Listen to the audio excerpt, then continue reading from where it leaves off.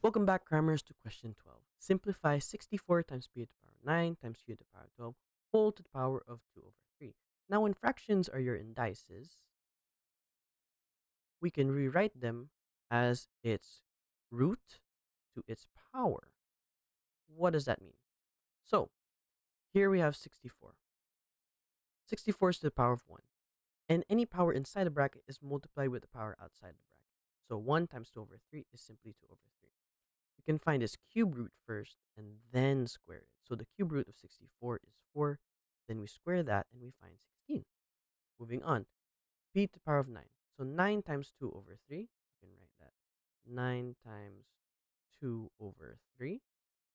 We can see that 9 and 3 cancel out. So 9 divided by 3 is simply 3. And moving on to q to the power of 12 times 2 over 3.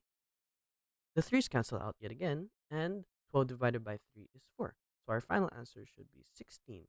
P, 3 times 2 is 6, and Q, 4 times 2 is 8. Write as a single fraction 2 over 3x plus 4 over 5x minus 9 over 10x. Give your answer in its simplest form.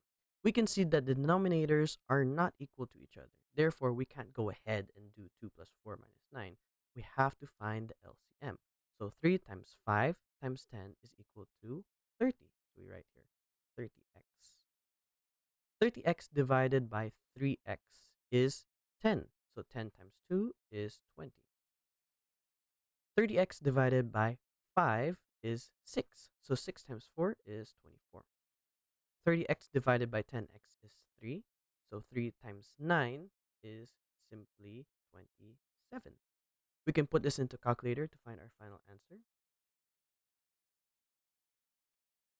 20 plus 24 minus 27 is equal to 17. Equal to 17 over 30x. And since we cannot simplify this any further, this is our simplest form. So 17 over 30x is our final answer. Expand and simplify. 4x times x minus 5 times 2x plus 3. Show you're working clearly. Now, when multiplying polynomials, I like to use FOIL method, where F stands for first, O stands for outside, I stands for inside, and L stands for last. We can do this very simply. So 4x times x is 4x squared times negative 5. So negative 5 times 4x is negative 20x. We bring down the other bracket, which is 2x plus 3. And now we can use FOIL method. So first, 4x squared times 2x is simply 8x cubed. O is for outside, so 4x squared times 3. So that's 12x squared. Inside is negative 20x times 2x. So that's negative 40x squared.